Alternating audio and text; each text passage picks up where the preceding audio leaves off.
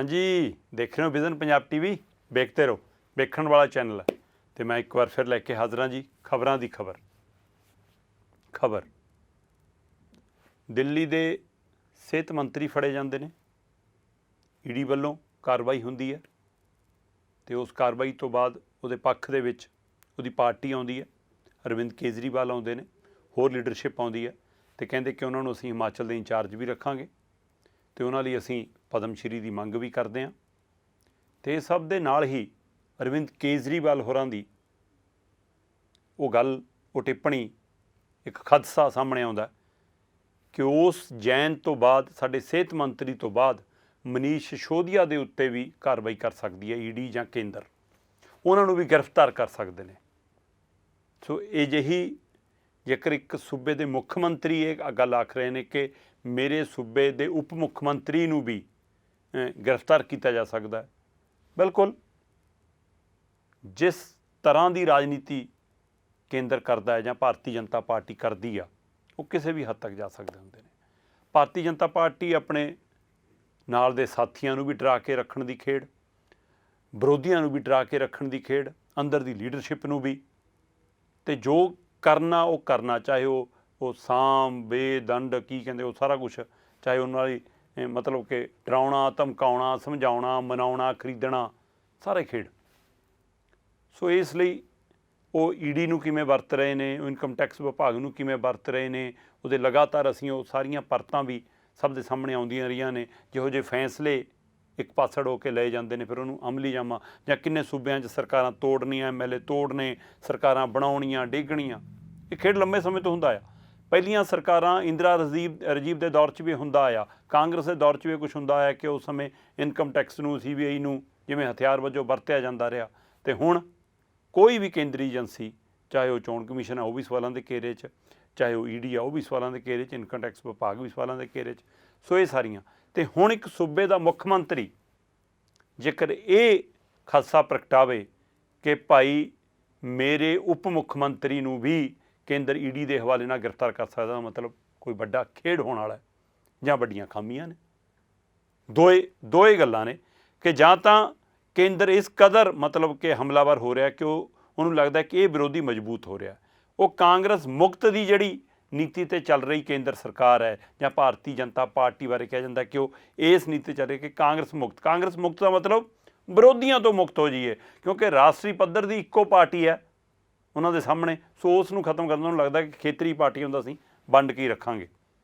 पर अचानक आम आदमी पार्टी लगातार दिल्ली 'ਚ जितण तो बाद बड़ी मजबूत धिर दे वजों पंजाब 'ਚ जदों जितदी है तो वह पंजाब के हवाले नाल गुजरात 'ਚ दाखिल हुंदी है, पंजाब के हवाले नाल हिमाचल 'ਚ दाखिल हुंदी है, पंजाब के हवाले नाल हरियाणा 'ਚ खंभ खिलारदी है, पंजाब के हवाले नाल राजस्थान 'ਚ चर्चावां चलदियां। तो ये सारियां चर्चावां किते ना किते भारतीय जनता पार्टी लई फिक्र पैदा करदियां कि भाई एक विरोधी मुकाउण लगे सी, एक विरोधी होर खड़ा हो रहा।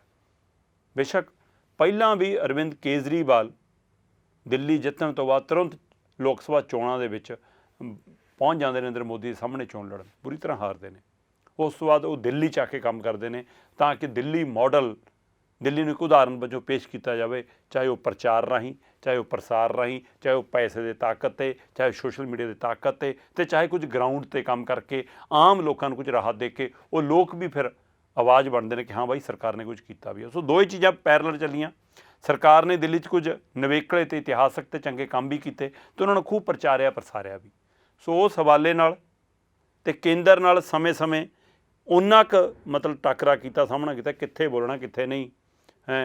जदों शाहीन बाग वाला हुंदा चुप रह लो, धारा 370 ते चुप रह लो, पंजाब वाले मसले पानी वाले मसले ते चुप रह लो, केंद्र नाल सीधा अड्डा ना लो पर अपनी चाल चलते रहो। तो जदों पंजाब दे विच आम आदमी पार्टी जित्ती तद अरविंद केजरीवाल नूं लगा कि हुण मौका है बाकी सूबियां दे विच दाखिल होण दा।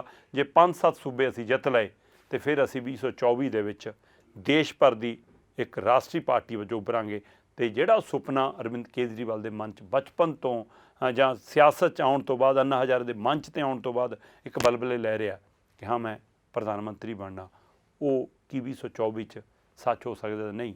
पर इसदी शुरुआत उस कंबल पलांग उन्होंने पंजाब चोणां जितण तो बाद पुट लई ਜਿਹਨੂੰ ਲੈ ਕੇ ਬੀਜੇਪੀ ਸੁਚੇਤ ਹੋਈ ਕਿ ਭਾਈ ਇਕੱਲੇ ਕਾਂਗਰਸ ਦੇ ਮਗਰ ਪਏ ਹੋ, ਆ ਇੱਕ ਧਿਰ ਜਨਮ ਲੈ ਰਹੀ ਆ।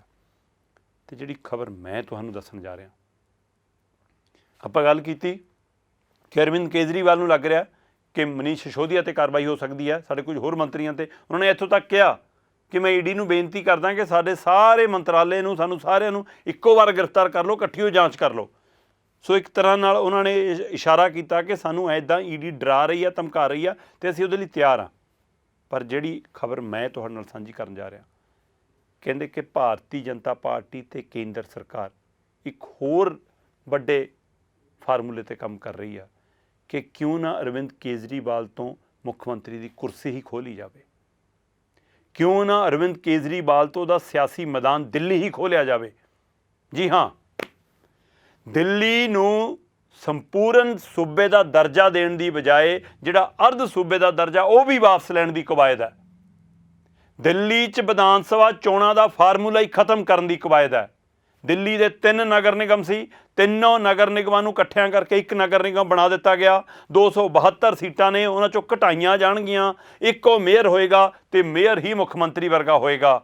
ਜਿਵੇਂ ਚੰਡੀਗੜ੍ਹ ਕੇਂਦਰ ਸ਼ਾਸਿਤ ਪ੍ਰਦੇਸ਼ ਹੈ, ਇੱਕ ਮੇਅਰ ਦੇ ਸਿਰ 'ਤੇ, ਉਸੇ ਤਰ੍ਹਾਂ ਦਿੱਲੀ ਨੂੰ 3 ਨਗਰ ਨਿਗਮਾਂ ਨੂੰ ਤੋੜ ਕੇ ਇੱਕ ਥਾਂ ਕੇਂਦਰ ਕਰ ਲਿਆ ਗਿਆ। ਇੱਕ ਹੀ ਮੇਅਰ ਬਣਾਇਆ ਜਾਏਗਾ, ਉਹੀ ਦਿੱਲੀ ਚਲਾਏਗਾ ਅਤੇ ਦਿੱਲੀ ਨੂੰ ਸੰਪੂਰਨ ਸੂਬੇ ਦਾ ਦਰਜਾ ਦੇਣ ਦੀ ਬਜਾਏ ਅਰਧ ਸੂਬੇ ਦਾ ਦਰਜਾ ਵੀ ਵਾਪਸ ਲੈਣ ਦੀ ਕਵਾਇਦ ਦੇ ਵਿੱਚ ਇੱਕ ਰਣਨੀਤੀ ਘੜੀ ਜਾ ਰਹੀ ਹੈ। ਇਹਦਾ ਮਤਲਬ ਜਦੋਂ ਪੰਜਾਬ 'ਚ ਚੋਣਾਂ ਜਿੱਤੇ ਆਮ ਆਦਮੀ ਪਾਰਟੀ ਨੇ, ਉਸ ਤੋਂ ਉਹਨਾਂ ਨੂੰ ਸੋਚਿਆ ਕਿ ਹੁਣ ਦਿੱਲੀ ਨਗਰ ਨਿਗਮ ਚੋਣਾਂ, ਹੁਣ ਝੰਡਾ ਗੱਡਾਂਗੇ, ਨਗਰ ਨਿਗਮ ਵੀ ਜਿੱਤਾਂਗੇ। ਹੁਣ ਤੱਕ ਉਹ ਕੇਂਦਰ ਦੇ ਕਬਜ਼ੇ 'ਚ ਸੀ, ਸੋ ਇਸ ਲਈ ਉੱਥੇ ਵੀ ਸਾਡਾ ਦਬਦਬਾ ਹੋ ਸਕਦਾ। ਪਰ ਉੱਧਰ ਤਿੰਨੋਂ ਨਗਰ ਨਿਗਮ ਭੰਗ ਕਰਤੇ, ਉਸ ਨੂੰ ਇਕੱਠਿਆਂ ਕਰਕੇ ਇੱਕ ਬਣਾ ਦਿੱਤਾ, ਅਤੇ ਉੱਧਰ ਮਾਮਲਾ ਚੋਣਾਂ ਲਟਕ ਗਈਆਂ, ਚੋਣਾਂ ਨਹੀਂ ਹੈਗੀਆਂ ਹੋ ਰਹੀਆਂ, ਅੱਗੇ ਚਲੀਆਂ ਗਈਆਂ, ਅਤੇ 272 ਦੇ ਕਰੀਬ ਸੀਟਾਂ ਨੇ, ਉਹ 272 ਸੀਟਾਂ ਨੂੰ ਕਟੌਤੀ ਕਰਕੇ ਘਟਾਉਣ ਦੀ ਕਵਾਇਦ ਹੈ। ਅਤੇ ਇੱਧਰ 1993 ਦੇ ਵਿੱਚ ਪਹਿਲੀ ਵਾਰ ਮੁੱਖ ਮੰਤਰੀ ਲਈ ਚੋਣ ਹੋਈ ਸੀ ਦਿੱਲੀ 'ਚ। ਉਸ ਤੋਂ ਪਹਿਲਾਂ ਉਹ ਕੇਂਦਰ ਸ਼ਾਸਿਤ ਪ੍ਰਦੇਸ਼ ਸੀ। ਲੰਮੇ ਸਮੇਂ ਤੋਂ ਮੰਗ ਤੋਂ ਬਾਅਦ ਉਸ ਨੂੰ MLA ਮਿਲੇ, MLA ਮਿਲਣ ਤੋਂ ਬਾਅਦ ਵਿਧਾਨ ਸਭਾ ਬਣੀ, ਵਿਧਾਨ ਸਭਾ ਤੋਂ ਬਾਅਦ ਇਸ ਕਾਰਵਾਈ ਵੱਲ ਵਧੇ ਕਿ ਹਰ ਵਾਰ ਚੋਣ ਹੋਏਗੀ 5 ਸਾਲ ਬਾਅਦ। ਉਸੇ ਤਰ੍ਹਾਂ ਸੂਬੇ ਵਾਂਗ ਪਰ ਅਜੇ ਵੀ ਪੁਲਿਸ ਕੇਂਦਰ ਦੇ ਹਵਾਲੇ ਹੈ, ਨਗਰ ਨਿਗਮ ਦੇ ਹਵਾਲੇ ਨਾਲ ਜੇਕਰ ਕਰੀਏ ਤਾਂ ਉੱਧਰੋਂ ਜਿੱਤੇ ਨਹੀਂ ਗਏ ਹਲੇ, ਅਤੇ ਪਰ ਪੁਲਿਸ ਜਾਂ ਕਿੰਨੇ ਵਿਭਾਗ ਨੇ ਜਿਹੜੇ ਕੇਂਦਰ ਦੇ ਕੰਟਰੋਲ 'ਚ ਨੇ। ਸੋ ਇਹ ਸਾਰੀਆਂ ਚੀਜ਼ਾਂ ਨੂੰ ਧਿਆਨ 'ਚ ਰੱਖਦੇ ਉਹਨਾਂ ਨੇ ਆਪਣੇ ਕੰਟਰੋਲ 'ਚ ਕਰਨ ਦੀ, ਚਾਹੇ ਉਪ ਰਾਜਪਾਲ ਰਾਹੀਂ ਚਲਾਉਣ ਦੀ ਕੋਸ਼ਿਸ਼ ਕੇਂਦਰ ਕਰ ਰਿਹਾ।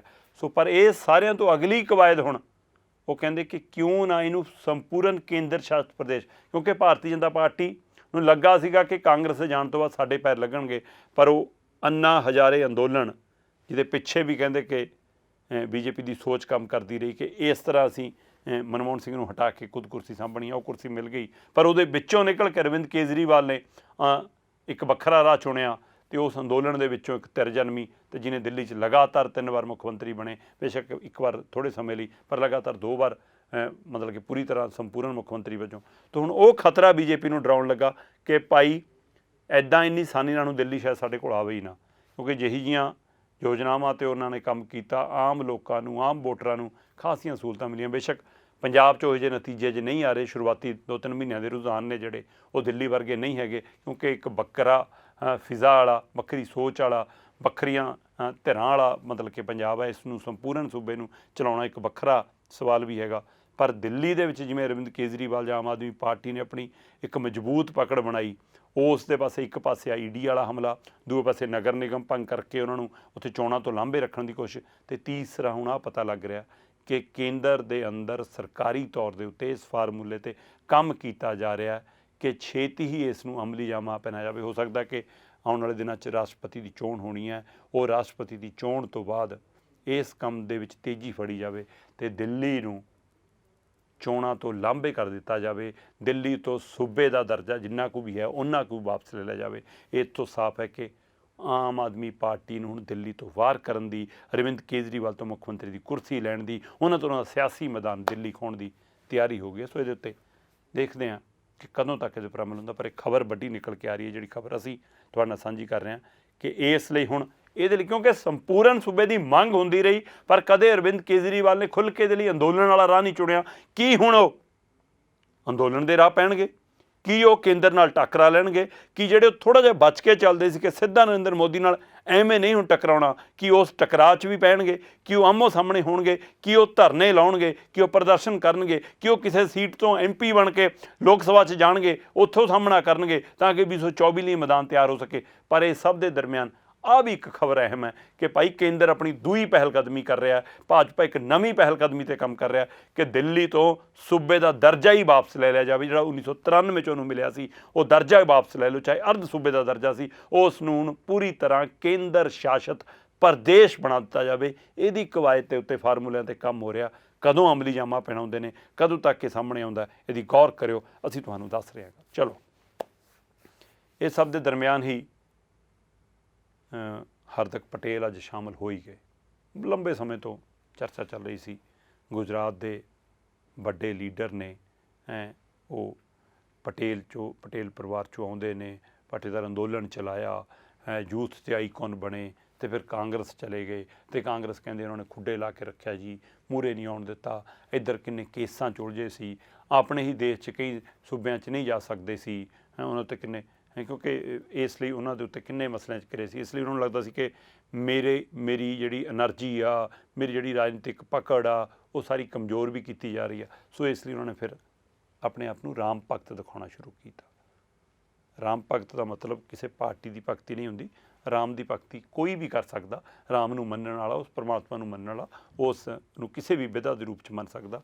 ਪਰ ਇੱਥੇ ਜਦੋਂ ਸੋਸ਼ਲ ਮੀਡੀਆ 'ਤੇ ਦਿਖਾਉਣਾ ਪਵੇ, ਆਪਣੇ ਸਟੇਟਸ ਪਾਉਣਾ ਪਵੇ, ਉਸ ਤੋਂ ਸਾਫ਼ ਝਲਕ ਮਿਲਣ ਲੱਗੀ ਸੀ ਕਿ ਭਾਈ ਇਹ BJP ਕੰਨੀ ਨੂੰ ਮੋੜਾ ਕੱਟਣਾ ਚਾਹੁੰਦੇ। ਸੋ ਹਾਰਦਿਕ ਪਟੇਲ ਨੇ ਉਹ ਸੰਕੇਤ ਦੇਣੇ ਸ਼ੁਰੂ ਕਰ ਦਿੱਤੇ ਸੀ। ਫਿਰ ਕਾਂਗਰਸ ਛੱਡੀ ਅਤੇ ਫਿਰ ਉਹ ਅੱਜ ਉਹ ਦਿਨ ਆਇਆ, ਕਹਿੰਦੇ ਜੀ ਸਮਾਂ ਕਢਾਇਆ ਸੀ, ਪੰਡਤਾਂ ਪਰੋਤਾਂ ਤੋਂ ਪੁੱਛ ਕੇ ਉਹ ਸਮਾਂ ਲਿਆ ਸੀਗਾ, ਅਤੇ ਉਸ ਸਮੇਂ ਦੇ ਅਨੁਸਾਰ ਉਹ ਉੱਥੇ ਦੀ BJP ਦੀ ਲੀਡਰਸ਼ਿਪ ਦੇ ਨਾਲ ਪਹਿਲਾਂ ਇੱਕ ਰੋਡ ਸ਼ੋਅ ਵੀ ਕੱਢਿਆ ਆਪਣੇ ਸਮਰਥਕਾਂ ਨਾਲ, ਫਿਰ ਉਹ BJP ਸ਼ਾਮਿਲ ਹੋ ਗਏ। ਅਤੇ ਆਉਂਦੇ ਕੁਝ ਦਿਨਾਂ 'ਚ ਹੀ ਤੁਹਾਨੂੰ ਕੱਲ੍ਹ ਤੋਂ ਹੀ ਸ਼ਾਇਦ ਉਹ ਤਸਵੀਰਾਂ ਸਾਹਮਣੇ ਆਉਣ ਲੱਗ ਜਾਣ ਕਿ ਰਾਸ਼ਟਰੀ ਪ੍ਰਧਾਨ BJP ਦੇ, ਉਹਨਾਂ ਨਾਲ JP ਨੱਡੇ ਨਾਲ ਫੋਟੋ ਆ ਜਾਏਗੀ, ਗ੍ਰਹਿ ਮੰਤਰੀ ਅਮਿਤ ਸ਼ਾਹ ਨੂੰ ਮਿਲਦੇ ਹੋਏ, ਭਾਰਤ ਦੇ ਪ੍ਰਧਾਨ ਮੰਤਰੀ ਨਰਿੰਦਰ ਮੋਦੀ ਨੂੰ ਮਿਲਦੇ ਹੋਏ, ਅਤੇ ਫਿਰ ਗੁਜਰਾਤ ਚੋਣਾਂ, ਅਤੇ ਗੁਜਰਾਤ ਚੋਣਾਂ ਦੇ ਵਿੱਚ ਹਾਰਦਿਕ ਪਟੇਲ ਇੱਕ ਵੱਡਾ ਚਿਹਰਾ। ਸੋ ਹੁਣ ਉਹ ਕਿਸ ਭੂਮਿਕਾ 'ਚ ਆਉਣਗੇ ਇਹ ਦੇਖਣ ਵਾਲੀ ਗੱਲ ਹੋਏਗੀ। ਪਰ ਅਗਲਿਆਂ ਨੇ ਇੱਕ ਪੱਟ ਲਿਆ ਬੰਦਾ, ਅਤੇ ਉਹ ਵੱਡਾ ਨਾਮੀ ਵੀ ਹੈ, ਉਹਦੇ ਕੋਲ ਲੰਮਾ ਸਫ਼ਰ ਤੈਅ ਕਰਨ ਦਾ ਜੇ ਉਮਰ ਵੀ ਪਈ ਹੈ, ਪੜਾਅ ਵੀ ਪਈ ਹੈ, ਅਤੇ ਗੁਜਰਾਤ ਦੇ ਵਿੱਚ ਉਹਦੀ ਆਪਣੀ ਪਕੜ ਵੀ ਹੈ, ਅਤੇ ਉਹ ਭਾਜਪਾ ਦੇ ਰਾਹ ਪੈ ਗਿਆ। ਚਲੋ, ਇਹ ਵੀ ਖਬਰ। ਪਰ ਗੱਲ ਪੰਜਾਬ ਦੀ, ਯੂ ਟਰਨ, ਬੜਾ ਸ਼ਬਦ ਸੁਣਦੇ ਹਾਂ ਅਸੀਂ ਕਿ ਯੂ ਟਰਨ। ਸੋ ਜੀ, ਅੱਜ ਪੰਜਾਬ ਸਰਕਾਰ ਨੇ ਇੱਕ ਫੈਸਲਾ ਲਿਆ। ਆਪਾਂ ਕੱਲ੍ਹ ਵੀ ਗੱਲ ਕੀਤੀ ਸੀ 26 ਕੁ ਬੰਦਿਆਂ ਦੀ, ਖਾਸ ਹਸਤੀਆਂ ਨੂੰ, ਖਾਸ ਪਰਸਨੈਲਿਟੀਆਂ ਨੂੰ, ਕਿ ਭਾਈ ਅਸੀਂ VIP ਸੁਰੱਖਿਆ ਜਿਹੜੀ ਉਹ ਦੇਣ ਜਾ ਰਹੇ ਹਾਂ। ਉਹ ਕੱਲ੍ਹ ਦੀ ਗੱਲ ਸੀਗੀ 26 ਕੁ ਦੀ। ਪਰ ਅੱਜ ਉਹ ਤੋਂ ਅੱਗੇ ਦੀ ਖਬਰ ਜਿਹੜੀ ਨਿਕਲ ਕੇ ਆਈ ਉਹ ਅਹਿਮ ਸੀਗੀ ਕਿ ਭਾਈ ਪੰਜਾਬ ਸਰਕਾਰ ਨੇ 40 VVIP ਨੂੰ ਸਿਕਿਉਰਿਟੀ ਫਿਰ ਤੋਂ ਦੇਣ ਦਾ ਫੈਸਲਾ ਕੀਤਾ। 40 ਬੰਦਿਆਂ ਨੂੰ ਕਹਿੰਦੇ ਕਿ ਪੰਜਾਬ ਸਰਕਾਰ ਨੇ ਆਪ ਇਹ ਫੈਸਲਾ ਕੀਤਾ ਕਿ ਜਿਹੜੇ 40 ਕੁ ਵਿਅਕਤੀ ਹੋਰ ਨੇ VVIP, ਅਸੀਂ ਉਹਨਾਂ ਨੂੰ ਮੇਨ ਸਿਕਿਉਰਿਟੀ ਫਿਰ ਵਾਪਸ ਕਰਨ ਜਾਣੇ, ਦੁਬਾਰਾ ਪੁਨਰ ਦੇਣ ਜਾ ਰਹੇ ਹਾਂ। ਇੱਥੇ ਤੱਕ ਨਹੀਂ ਗੱਲ ਰੁਕੀ ਜਨਾਬ। ਇਹ ਤਾਂ ਸਰਕਾਰ ਨੇ ਫੈਸਲਾ ਲਿਆ। ਸਰਕਾਰ ਵਾਪਸ ਪਹਿਲਾਂ 26 ਦੀ ਗੱਲ ਕਰਦੀ ਆ, ਹੁਣ 40 ਦੀ ਗੱਲ ਕਰਦੀ ਆ, ਅਤੇ ਪਰ ਅੱਜ ਹਾਈ ਕੋਰਟ ਕਹਿੰਦਾ 424 ਨੂੰ ਇਹ ਦਿਓ। ਜੀ ਹਾਂ, ਪੰਜਾਬ ਹਰਿਆਣਾ ਹਾਈ ਕੋਰਟ ਨੇ ਪੰਜਾਬ ਸਰਕਾਰ ਨੂੰ ਹਦਾਇਤ ਕਰ ਦਿੱਤੀ ਆ ਕਿ 424 ਦੀ ਬਹਾਲ ਕਰੋ ਮੁੜ ਕੇ ਸਿਕਿਉਰਿਟੀ। ਸੋ ਇਸ ਲਈ ਬਿਨਾਂ ਸਮੀਖਿਆ ਤੋਂ, ਬਿਨਾਂ ਉਹਦੀ ਰਿਪੋਰਟ ਤਿਆਰ ਕੀਤਿਆਂ, ਕਿੰਨੀ ਘਟਾਉਣੀ, ਕਦੋਂ ਘਟਾਉਣੀ, ਕਿਹਦੀ ਵਧਾਉਣੀ, ਬਿਨਾਂ ਉਹ ਸਮੀਖਿਆ ਕੀਤਿਆਂ ਜਦੋਂ ਫੈਸਲਾ ਲਓਗੇ ਤਾਂ ਫਿਰ ਅਜਿਹਾ ਕੁਛ ਹੀ ਹੁੰਦਾ। ਚਾਹੇ ਉਹ ਸਿੱਧੂ ਮੂਸੇ ਵਾਲੀ ਕਾਂਡ ਤੋਂ ਬਾਅਦ ਹੋਵੇ, ਚਾਹੇ ਲਗਾਤਾਰ ਪੰਜਾਬ 'ਚ ਵਾਪਰ ਰਹੀਆਂ ਘਟਨਾਵਾਂ ਦੇ ਹਵਾਲੇ ਨਾਲ ਹੋਵੇ, ਜਦੋਂ ਕਿ ਘਟਨਾਵਾਂ ਵੀ ਪਹਿਲੀਆਂ ਨਹੀਂ ਹੈਗੀਆਂ, ਇਸ ਤੋਂ ਪਹਿਲੀਆਂ ਸਰਕਾਰਾਂ ਦੇ ਸਮੇਂ 'ਚ ਵੀ ਇੱਦਾਂ ਹੀ ਹੁੰਦਾ ਰਿਹਾ। ਪਰ ਸਰਕਾਰ ਕਾਲ ਦੇ ਵਿੱਚ ਜਦੋਂ ਫੈਸਲੇ ਲੈ ਕੇ ਉਹਦਾ ਪ੍ਰਚਾਰ ਕਰਦੀ ਹੈ ਤਾਂ ਉਹਦਾ ਨੁਕਸਾਨ ਜਦੋਂ ਝੇਲਣਾ ਪਿਆ, ਉਸ ਮਸਲੇ ਨਾਲ ਗੱਲ ਸੁਣਿਆ ਗਿਆ। ਅਤੇ ਫਿਰ ਅੱਜ ਪੰਜਾਬ ਸਰਕਾਰ ਨੇ ਪਹਿਲਾਂ ਦਾ ਫੈਸਲਾ ਲਿਆ 40 ਵਾਲਾ ਜੀ। 40 ਵਾਲਾ ਫੈਸਲਾ ਇਹ ਆ, ਕੱਲ੍ਹ ਆਪਾਂ 26 ਵਾਲੀ ਗੱਲ ਕਰ ਚੁੱਕੇ ਹਾਂ। ਪੰਜਾਬ ਦੇ ਕਹਿੰਦੇ ਮਸ਼ਹੂਰ ਗਾਇਕ ਸਿੱਧੂ ਮੂਸੇ ਵਾਲੇ ਦੇ ਕਤਲ ਤੋਂ ਬਾਅਦ ਘਿਰੀ ਹੋਈ ਭਗਵੰਤ ਮਾਨ ਸਰਕਾਰ ਨੇ VVIP ਸੁਰੱਖਿਆ ਨੂੰ ਲੈ ਕੇ ਯੂ ਟਰਨ ਲਿਆ। ਬੈਕਫੁੱਟ 'ਤੇ ਆਉਂਦੇ ਆਮ ਆਦਮੀ ਪਾਰਟੀ ਸਰਕਾਰ ਨੇ 40 VVIP ਦੀ ਸੁਰੱਖਿਆ ਨੂੰ ਫਿਰ ਤੋਂ ਬਹਾਲ ਕਰ ਦਿੱਤਾ। ਪੰਜਾਬ 'ਚ ਆਮ ਆਦਮੀ ਪਾਰਟੀ ਸਰਕਾਰ ਨੇ ਸ਼ਨੀਵਾਰ ਨੂੰ 424 ਲੋਕਾਂ ਦੀ ਸੁਰੱਖਿਆ ਦੀ ਕਟੌਤੀ ਕੀਤੀ ਸੀ, ਅਤੇ ਇਸ ਫੈਸਲੇ ਤੋਂ ਤੁਰੰਤ ਬਾਅਦ ਹੀ ਉਹਨਾਂ 'ਚ ਨਾਮ ਜਨਤਕ ਕੀਤੇ, ਅਤੇ ਦੂਏ ਦਿਨ ਉਹ ਨਾਮ ਜਨਤਕ ਹੋ ਗਏ, ਅਤੇ ਉਹ ਤੋਂ ਅਗਲੇ ਦਿਨ ਸਿੱਧੂ ਮੂਸੇਵਾਲੇ ਦਾ ਕਤਲ ਹੋ ਗਿਆ ਤੇ ਇਸ ਨੂੰ ਲੈ ਕੇ ਕੁਝ ਧਿਰਾਂ ਕੋਰਟ ਤੱਕ ਪਹੁੰਚ ਗਈਆਂ ਤੇ ਮਾਮਲਾ ਵੱਧਦਾ ਗਿਆ ਤੇ ਜਿੱਦਾਂ ਹੀ ਮਾਮਲਾ ਵਧਿਆ ਤੇ ਉਹਦੇ ਨਾਲ ਇਸ ਫੈਸਲੇ ਤੇ ਆ ਗਏ ਕਿ ਭਾਈ ਕੋਰਟ ਨੇ ਹਦਾਇਤ ਕਰ ਦਿੱਤੀ ਕਿ ਜੀ ਤੁਸੀਂ ਹੁਣ 424 ਦੀ ਹੀ ਸੁਰੱਖਿਆ ਬਹਾਲ ਕਰੋਗੇ। ਜੀ ਹਾਂ, ਪੰਜਾਬ ਸਰਕਾਰ ਨੂੰ 424 VIP ਦੀ ਸੁਰੱਖਿਆ ਮੁੜ ਬਹਾਲ ਕਰਨ ਲਈ ਕਹਿ ਦਿੱਤਾ ਗਿਆ ਤੇ ਕੋਰਟ ਨੇ ਫਟਕਾਰ ਲਾਈ ਹੈ। ਪੰਜਾਬ ਹਰਿਆਣਾ ਹਾਈ ਕੋਰਟ ਨੇ ਸੂਬਾ ਸਰਕਾਰ ਨੂੰ ਹੁਕਮ ਦਿੱਤਾ ਕਿ 424 VIP ਦੀ ਹਟਾਈ ਗਈ ਸੁਰੱਖਿਆ ਮੁੜ ਬਹਾਲ ਕੀਤੀ ਜਾਵੇ। ਜ਼ਿਕਰਯੋਗ ਹੈ ਕਿ 28 ਮਈ ਨੂੰ ਪੰਜਾਬ ਸਰਕਾਰ ਨੇ 424 VIP ਲੋਕਾਂ ਦੀ ਸੁਰੱਖਿਆ ਵਾਪਸ ਲਈ ਸੀ। ਜਿਹਨੇ ਸੁਰੱਖਿਆ ਵਾਪਸ ਲਈ ਉਹਨਾਂ ਵਿੱਚ ਕਈ ਅਧਿਕਾਰੀ, ਕਈ ਸਾਬਕਾ MLA, ਕਈ ਨਾਮੀ ਹਸਤੀਆਂ, ਕਈ ਧਾਰਮਿਕ ਹਸਤੀਆਂ ਤੇ ਉਹਨਾਂ ਦੇ ਨਾਂ ਜਨਤਕ ਕਰ ਦਿੱਤੇ, ਜਿਹਨੂੰ ਲੈ ਕੇ ਵਿਵਾਦ ਹੋਇਆ। ਇਸ ਲਈ ਕੱਲ੍ਹ ਜਦੋਂ 26 ਦੀ ਵਾਪਸ ਕਰਨ ਲੱਗੇ ਤਦ ਵੀ ਕਹਿੰਦੇ ਹੁਣ ਨਾਂ ਨਹੀਂ ਦੱਸਾਂਗੇ, ਅੱਜ 40 ਦਾ ਫੈਸਲਾ ਲਿਆ ਤਦ ਵੀ ਕਹੇ ਨਾਂ ਨਹੀਂ ਦੱਸਾਂਗੇ ਤੇ ਹੁਣ ਕੋਰਟ ਨੇ ਕਿਹਾ ਕਿ 424 ਦੀ ਬਹਾਲ ਕਰੋ ਤੇ ਉਹਦੇ ਲਈ ਹੁਣ ਕਹਿੰਦੇ ਜੀ ਤੈਅ ਕਰ ਲਿਆ ਕਿ 7 ਜੂਨ ਨੂੰ ਸਾਰਿਆਂ ਨੂੰ ਆਪਣੀ ਸੁਰੱਖਿਆ ਵਾਪਸ ਮਿਲ ਜੂਗੀ। ਕੋਰਟ ਨੇ ਇਸ ਗੱਲ ਤੇ ਨਾਰਾਜ਼ਗੀ ਜਤਾਈ ਕਿ ਜਿਨ੍ਹਾਂ ਲੋਕਾਂ ਦੀ ਸੁਰੱਖਿਆ ਵਾਪਸ ਲਈ ਉਹਨਾਂ ਦੀ ਲਿਸਟ ਕਿਉਂ ਲੀਕ ਕੀਤੀ। ਕੋਰਟ ਨੇ ਹੁਕਮ ਦਿੱਤੇ ਨੇ ਕਿ ਪੰਜਾਬ ਦੀ ਆਮ ਆਦਮੀ ਪਾਰਟੀ ਸਰਕਾਰ 424 ਲੋਕਾਂ ਦੀ ਸੁਰੱਖਿਆ ਬਹਾਲ ਕਰਨ ਦਾ ਫੈਸਲਾ ਲਵੇ ਤੇ ਤੁਰੰਤ ਉਹਨਾਂ ਦੀ ਸੁਰੱਖਿਆ ਬਹਾਲ ਕੀਤੀ ਜਾਵੇ। 7 ਜੂਨ ਤੱਕ ਉਹਨਾਂ ਸਾਰਿਆਂ ਦੀ ਸੁਰੱਖਿਆ ਬਹਾਲ ਹੋਣੀ ਚਾਹੀਦੀ ਹੈ ਤੇ ਪੰਜਾਬ ਸਰਕਾਰ ਨੇ ਕਹਿਤਾ ਕਿ ਹਾਂ ਜੀ ਅਸੀਂ 7 ਤਰੀਕ ਤੱਕ ਸਾਰਿਆਂ ਨੂੰ ਬਹਾਲ ਕਰ ਦਿਆਂਗੇ। ਇਸ ਤੋਂ ਪਹਿਲਾਂ ਅਪ੍ਰੈਲ ਮਹੀਨੇ ਵਿੱਚ ਭਗਵੰਤ ਮਾਨ ਸਰਕਾਰ ਨੇ 184 VIP ਲੋਕਾਂ ਦੀ ਸੁਰੱਖਿਆ ਵਾਪਸ ਲੈਣ ਦਾ ਫੈਸਲਾ ਲਿਆ ਸੀ। ਉਹ ਤੋਂ ਬਾਅਦ 8 ਹੋਰ ਸੀ। ਸੋ ਇਸ ਲਈ ਹੁਣ ਉੱਥੇ ਤੱਕ ਵਾਪਸੀ ਤੱਕ ਦੀ ਵੀ ਗੱਲ ਜਾਣੀ ਆ। ਸੋ ਇਹ ਖਾਸਾ ਅਹਿਮ ਖਬਰਾਂ ਨੇ ਕਿ ਪਹਿਲਾਂ 184 ਦੇ ਕਰੀਬ 184 ਦੇ ਕਰੀਬ ਲੋਕਾਂ ਦੀ ਸੁਰੱਖਿਆ ਵਾਪਸ ਲਈ ਸੀ, ਫਿਰ 8 ਦੀ ਲੈ ਲਈ ਸੀ ਤੇ ਹੁਣ ਫਿਰ 424 ਦੀ ਲੈ ਲਈ ਸੀ। ਸੋ ਹੁਣ ਉਹ ਸਾਰਿਆਂ ਦੀ ਕਹਿੰਦੇ ਵਾਪਸ ਕਰਨੀ ਦੀ ਕਵਾਇਦ ਸ਼ੁਰੂ ਹੋ ਗਈ, ਪਰ 424 ਲਈ ਹਦਾਇਤ ਹੋ ਗਈ ਹੈ। 26 ਤੇ 40 ਸਰਕਾਰ ਨੇ ਆਪ ਕਹਿ ਲਿਆ ਤੇ 424 ਲਈ ਸਰਕਾਰ ਨੇ ਕਹਿਤਾ।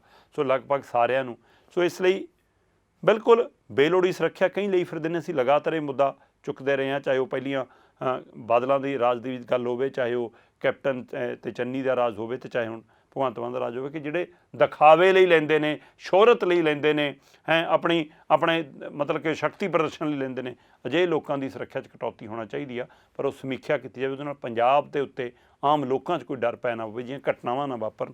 ਉਸ ਨੂੰ ਦੇਖਦਿਆਂ ਹੋਇਆਂ ਸਰਕਾਰ ਨੇ ਵੀ ਕੁਝ ਕੱਲ੍ਹ 26 ਤੇ ਅੱਜ 40 ਦੀ ਬਹਾਲ ਕਰਨ ਦਾ ਫੈਸਲਾ ਲਿਆ, ਪਰ ਅੱਜ ਪੰਜਾਬ ਹਰਿਆਣਾ ਹਾਈ ਕੋਰਟ ਨੇ ਉਹਨਾਂ ਨੂੰ ਹਦਾਇਤ ਕੀਤੀ ਹੈ ਕਿ 424 ਦੀ ਸੁਰੱਖਿਆ ਬਹਾਲ ਕਰੋ। ਤੋਂ ਇਹ ਪੰਜਾਬ ਸਰਕਾਰ ਨੇ ਫੈਸਲਾ ਲੈ ਲਿਆ ਤੇ ਅੱਜ ਮੰਤਰੀ ਵੀ ਸਾਡੇ ਸਿਹਤ ਮੰਤਰੀ ਵੀ ਸਾਡੇ ਵਿੱਤ ਮੰਤਰੀ ਵੀ ਔਰ ਸਾਡੇ ਪੰਜਾਬ ਸਰਕਾਰ ਦੇ ਜਿਹੜੇ ਪੰਚਾਇਤ ਮੰਤਰੀ ਵੀ ਤੇ ਕੁਝ ਹੋਰ ਅਧਿਕਾਰੀ ਸਾਹਿਬਾਨ ਵੀ ਅੱਜ ਲਗਾਤਾਰ ਮਿਲਣ ਜਾ ਰਹੇ ਨੇ ਸਿੱਧੂ ਮੂਸੇਵਾਲੇ ਦੇ ਪਰਿਵਾਰ ਨੂੰ, ਉਹਨਾਂ ਦੇ ਪਿਤਾ ਨੂੰ, ਮਾਤਾ ਨੂੰ ਉਹ ਦੁੱਖ ਜਤਾ ਕੇ ਆਏ ਨੇ। ਸੋ ਲਗਾਤਾਰ ਇਹ ਸਵਾਲ ਖੜਾ ਹੁੰਦਾ ਸੀ ਕਿ ਆਮ ਆਦਮੀ ਪਾਰਟੀ ਦੇ ਲੀਡਰ ਨਹੀਂ ਜਾ ਰਹੇ ਜੀ। ਸੋ ਅੱਜ ਉਹ ਵੀ ਜਾਏ, ਸੁਖਬੀਰ ਬਾਦਲ ਤੇ ਹਰਸਿਮਰਤ ਕੌਰ ਬਾਦਲ ਵੀ ਜਾਏ ਅੱਜ। ਸੋ ਲਗਾਤਾਰ ਉਹਨਾਂ ਦੇ ਘਰੇ ਹੁਣ VIP ਦੀ ਆਮਦ ਸ਼ੁਰੂ ਆ। ਸੋ ਜਿਹੜੇ ਭੰਡਦੇ ਸੀ ਹੁਣ ਉਹ ਵੀ ਦੁੱਖ ਜਤਾਉਣ ਜਾ ਰਹੇ ਨੇ। ਠੀਕ ਹੈ, ਪੰਜਾਬ ਦੇ ਨੌਜਵਾਨ ਦਾ ਜਾਣਾ, ਇੱਕ ਕਲਾਕਾਰ ਦਾ ਜਾਣਾ, ਉਸ ਦੀਆਂ ਗੀਤਾਂ ਨੂੰ ਲੈ ਕੇ, ਉਸ ਦੀਆਂ ਲਿਖਤਾਂ ਨੂੰ ਲੈ ਕੇ, ਉਸਦੇ ਬੋਲਾਂ ਨੂੰ ਲੈ ਕੇ ਸਵਾਲ ਵੀ ਉੱਠਦੇ ਰਹਿਣਗੇ, ਬਹਿਸ ਵੀ ਹੁੰਦੀ ਰਹੇਗੀ, ਚਰਚਾ ਵੀ ਹੁੰਦੀ ਰਹੇਗੀ। ਪਰ ਜਿਸ ਤਰੀਕੇ ਨਾਲ ਉਸ ਦਾ ਦੁਨੀਆ ਤੋਂ ਜਾਣਾ ਬਣਿਆ, ਜਿਸ ਢੰਗ ਨਾਲ ਉਹਦਾ ਕਤਲ ਕੀਤਾ ਗਿਆ, ਉਹ ਇੱਕ ਸਵਾਲ ਹੈ ਕਿ ਇਹ ਉਹ ਪੰਜਾਬ ਨਹੀਂ ਹੈ ਜਿਸ ਪੰਜਾਬ ਨੂੰ ਮੁੱਖ ਮੰਤਰੀ ਕਹਿੰਦੇ ਸੀ ਰੰਗਲਾ ਪੰਜਾਬ ਬਣਾਉਣਾ। ਸੋ ਹੁਣ ਤੁਹਾਡੇ ਕੋਲ ਪਾਵਰ ਹੈ ਜਨਾਬ, ਹੁਣ ਨਾ ਕਹੋ ਕਿ ਵਿਰੋਧੀ ਇਹ ਕਰ ਰਹੇ ਨੇ, ਵਿਰੋਧੀਆਂ ਦੇ ਕਰ ਰਹੇ ਨੇ। ਕੀ ਵਿਰੋਧੀ ਇੰਨੇ ਮਜ਼ਬੂਤ ਨੇ? ਤੁਹਾਡੇ MLA ਤੋਂ ਉੱਪਰ ਹੋ ਗਏ, ਤੁਹਾਡੇ SSPਆਂ ਤੋਂ ਉੱਪਰ ਹੋ ਗਏ, ਤੁਹਾਡੇ DGP ਤੋਂ ਉੱਪਰ ਹੋ ਗਏ, ਤੁਹਾਡੀ ਕੈਬਨਿਟ ਤੋਂ ਉੱਪਰ ਹੋ ਗਏ, ਤੁਹਾਡੇ ਮੁੱਖ ਮੰਤਰੀ ਦੇ ਉਹਦੇ ਤੋਂ ਉੱਪਰ ਹੋ ਗਏ। ਕੋਈ ਇੰਨੀ ਤਾਕਤ ਰੱਖਦੇ ਨੇ ਵਿਰੋਧੀ ਤਰ੍ਹਾਂ? ਲੋਕਾਂ ਨੇ ਤਾਂ ਵਿਰੋਧੀਆਂ ਨੂੰ ਖਤਮ ਕਰ ਦਿੱਤਾ, ਲੋਕਾਂ ਨੇ ਤਾਂ ਵਿਰੋਧੀ ਧਿਰ ਰੱਖੀਓ ਨਹੀਂ, ਪੂਰਾ ਫਤਵਾ ਤੁਹਾਨੂੰ ਦਿੱਤਾ। ਤੇ ਹੁਣ ਤੁਸੀਂ ਇਹ ਕਹਿ ਕੇ ਬਚਣ ਦੀ ਕੋਸ਼ਿਸ਼ ਨਾ ਕਰੋ ਕਿ ਰੰਗਲਾ ਪੰਜਾਬ ਤਾਂ ਨਹੀਂ ਬਣ ਰਿਹਾ ਜੀ, ਇਹ ਲਹੂ ਰੰਗਾ ਪੰਜਾਬ ਬਣ ਰਿਹਾ ਜੀ, ਕਿਉਂਕਿ ਜੀ ਵਿਰੋਧੀ ਇੰਨੇ ਮਜ਼ਬੂਤ ਨੇ। ਜਨਾਬ, ਰੰਗਲਾ ਪੰਜਾਬ ਬਣਾਉਣ ਦਾ ਵਾਅਦਾ ਤੁਸੀਂ ਕੀਤਾ, ਲੋਕਾਂ ਨੇ ਤੁਹਾਨੂੰ ਫਤਵਾ ਦਿੱਤਾ। ਹੁਣ ਲਹੂ ਰੰਗਾ ਪੰਜਾਬ ਨਾ ਬਣਾਓ, ਰੰਗਲਾ ਪੰਜਾਬ ਬਣਾਓ ਤੇ ਇਸੇ ਦੀ ਆਸ ਵੀ ਕਰਦੇ ਹਾਂ। ਫਿਰ ਪਰਤਾਂਗੇ, ਤੁਸੀਂ ਵੇਖਦੇ ਰਹੋ ਵਿਜ਼ਨ ਪੰਜਾਬ TV, ਹਰ ਕਦਮ ਤੁਹਾਡੇ ਨਾਲ।